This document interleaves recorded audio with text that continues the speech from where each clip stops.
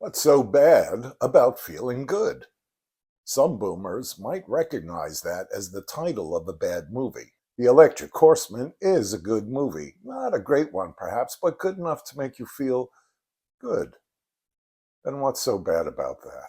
Except our hero, Cowboy Sonny Steele, isn't feeling so good these days. But he's no ordinary cowboy, but a five-time rodeo champ who's actually played the Madison Square Garden. But his rodeo career is long over. He's selling breakfast cereal and drinking too much to ease the pain. The horse is no slouch either, as he's worth $12 million and is the symbol representing an upcoming corporate merger. And that's why everyone's in Vegas. So backstage opening night, a drunken Sonny Steele sees that the horse is all doped up. And just like that, he rides the horse out of the showroom. He rides the horse through the casino with his electric cowboy suit all lit up for the world to see. And it's a nice touch when they ride out into the streets of nighttime Las Vegas and the electric suit blinks off and we only hear the horse's hooves as they ride off into the night. Fonda plays Hallie Martin, a television news reporter who manages to track Redford down, but he sends her packing. He took the horse to heal it, and to heal himself while he's at it. Tough love, but it works as he slowly detoxes both the horse and himself. Meanwhile, the cereal company is putting out press releases saying he's a drunk and the horse's life might be in danger. So Redford calls Fonda back, and the scene where Redford talks about why he took the horse, not realizing that Fonda has silently turned on the video camera, is a masterclass in playing two sides of the character at the same time. It's just great, and it's one of my favorite scenes in the movie. So Redford and Fonda and the horse set off cross-country to an isolated spot where Redford plans to turn the horse loose. And that feels really good. Wilford Brimley turns up in one of his first film roles, and he's got a plain-speaking Western way about him. And that also feels good. Willie Nelson is also on hand as the Cowboys' road manager. Tough gig, but one way or another, Willie's feeling good. And that's not bad. Robert Redford is no ordinary movie star. But Redford, like his rival Warren Beatty, was also a glamour puss. And both were very skillful actors who played their public personas well.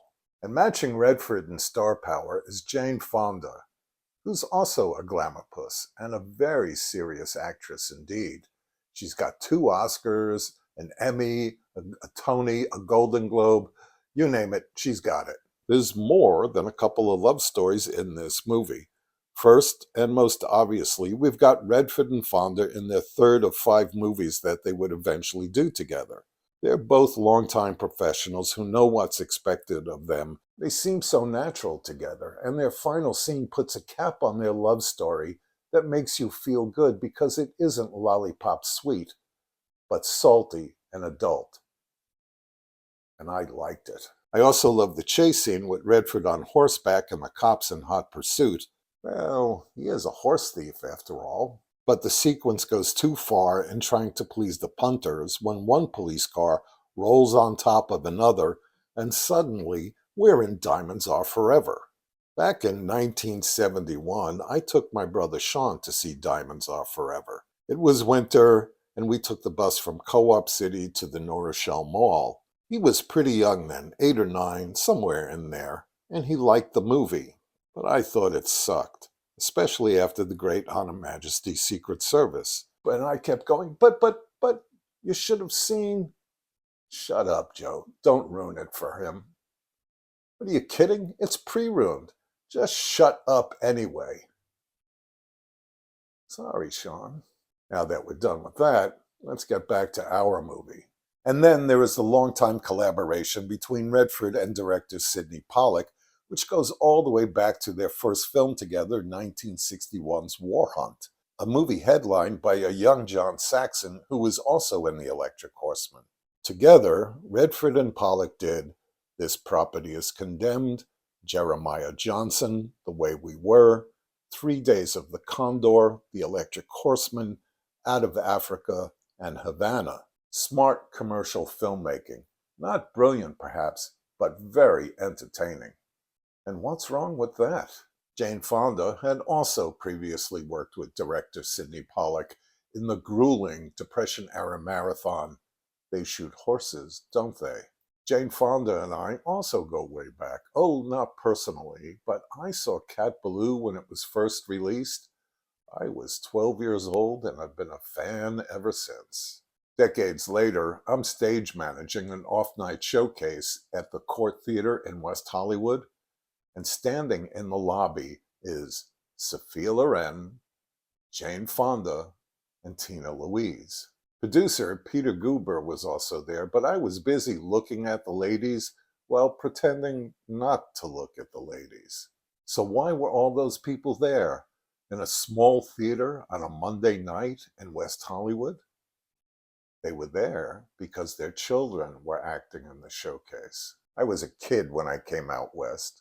I was 23 with a bag full of hopes and dreams, just like everybody else. I took a bus instead of a plane because I needed to think about what I was doing. Was I making a mistake? I didn't know. But as the bus moved further west, the scenery changed dramatically, and I loved it. Still do. Must have been all those westerns I saw as a kid, huh? See you around the campus.